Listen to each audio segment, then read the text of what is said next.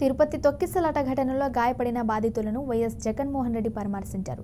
Traffic clearance ఇవ్వకుండా ట్రాఫిక్ను black చేయడంలో వాహనం దిగి జగన్ రోడ్డుపైన నడుచుకుంటూ వెళ్లారని తెలిపారు.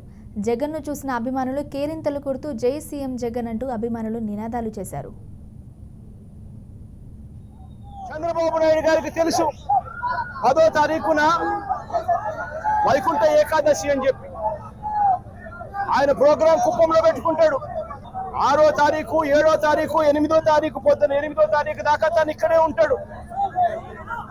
తాను కుప్పంలో ఉన్నాడు అని చెప్పి మొత్తం పోలీస్ డిపార్ట్మెంట్, ఈ జిల్లానే కాకుండా తిరుపతి జిల్లాకు సైతం సంబంధించిన పోలీసులు అందరూ కూడా చంద్రబాబు నాయుడు గారిని ప్రసన్నం చేసుకునే దానికోసం కుప్పముకు పోతారు. 6వ తారీఖు 7వ తారీఖు 8వ తారీఖు మధ్యాహ్నం దాకా చంద్రబాబు నాయుడు గారు ఇక్కడే ఉంటారు. చంద్రబాబు నాయుడు గారు మధ్యాహ్నం 8వ తారీఖు మధ్యాహ్నం తారీఖు నుంచి బయలుదేరిపోతాడు. 8వ తారీఖు రాత్రి 8:30 గంటలకు టికెట్లు ఇచ్చే కార్యక్రమం జరిగేటప్పుడు ఈ ఘటన జరుగుతుంది. నిజంగా పోలీసులందరూ కూడా ప్రతి సంవత్సరము వైకుంఠ ఏకాదశి నాడున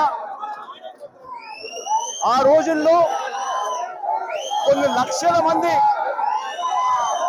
వెంకటేశ్వర స్వామి దర్శనానికి వస్తారని, ఆ రోజు వైకుంఠ ద్వారం తెరుస్తారు అని అందరికీ కూడా తెలుసు. వైకుంఠ ద్వారం తెరవడం